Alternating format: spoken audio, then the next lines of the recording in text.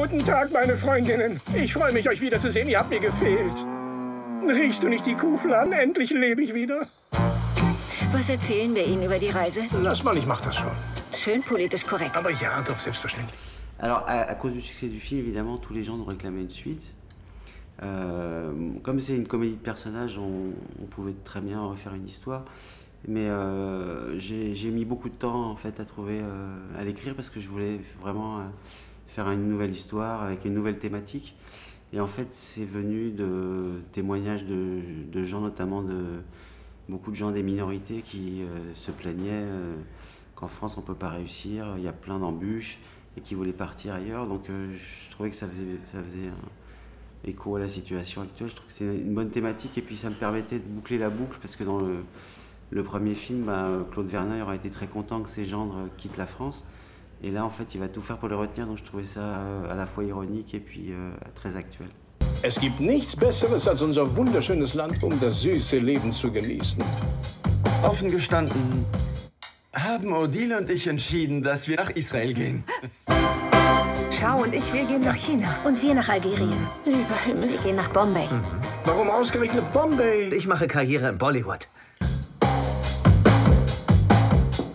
Le premier, en fait, ce film a été béni par la grâce de Dieu, puisque quand on a eu l'idée, ça a tout de suite intéressé les producteurs. Après, tous les acteurs que je voulais ont dit oui, et après, les financiers ont dit tous oui tout de suite, malgré que le sujet pouvait faire peur, etc. Et après, on l'a écrit vite, le film a eu un succès incroyable. Voilà, donc c'était très facile, bizarrement. Voilà.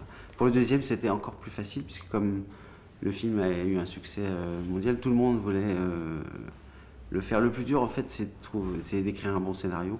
C'est ça le plus compliqué après, convaincre les gens. Ça peut être compliqué, mais là, en tout cas, ça a été très facile. Ah, ça, c'est compliqué comme question. C'est difficile de répondre pour le public. Puis les gens sont tellement différents. En fait, ce que j'ai vu quand je suis allé dans les salles, justement, c'est ça qui m'a vraiment touché. C'est que vous avez une salle de 300 personnes et il y a toutes les origines, des vieux, des jeunes, des noirs, des blancs, des juifs. Et ils rient au même moment, quoi. Et donc, pour moi, c'est ça la vraie réussite du film. Moi, c'est en fait la scène du déjeuner au début, quand les parents racontent les voyages. Parce que je la trouve très drôle, voilà. Ils font des têtes qui m'amusent. Et puis c'était le premier jour de tournage, c'était le retour de tous les acteurs ensemble. Voilà, donc c'était ma scène favorite. Voilà. Die Ankunft am Flughafen in Tel Aviv werde ich nie vergessen. 4 ganze Stunden Leibesvisitation. Ich dachte schon, die beschneiden mich. Das schockiert dich doch nicht, David. Ich bin ab sofort gegen politische Korrektheit. En ce moment, effectivement, le politiquement correct, gagne un peu tout, mais nous, les artistes, on doit se battre pour ça, surtout quand on fait des comédies. On doit être capable de rire de tout, voilà. Après, vous savez, le film, il a eu un succès. Il a marché en France, en Allemagne, mais aussi, il y a eu beaucoup de succès en Israël, il y a eu beaucoup de succès au Maroc, au Liban. En Afrique, les gens adorent le film. Donc voilà, ils ne voient pas du tout le problème de racisme. Au contraire, ils sont contents de voir un film où on parle d'eux, où ils se reconnaissent, où ils sentent qu'on ne se moque pas d'eux, on rit avec eux. Voilà. Pour moi, le vrai racisme, c'est ce que je disais souvent, c'est des films où on ignore ces gens-là. C'est-à-dire des films où il n'y a que des blancs et on ne veut surtout pas parler des minorités.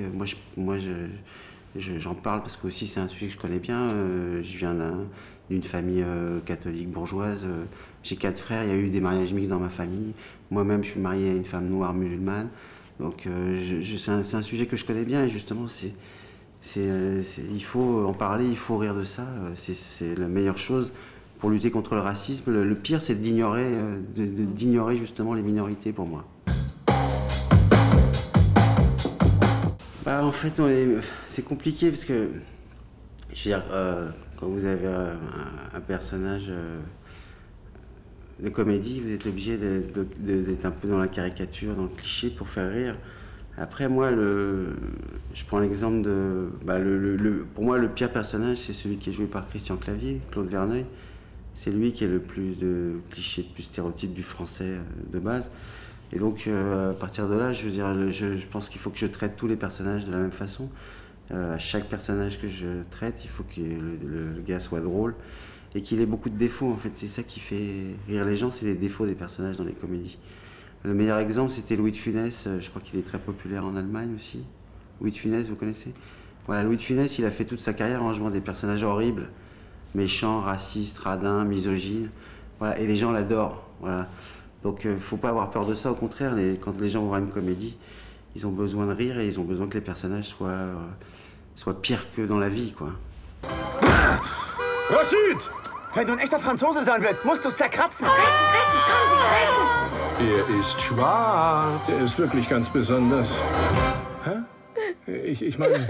Ihre Familien sind aber auch immer für eine Überraschung gut. Entschuldigung, bitte.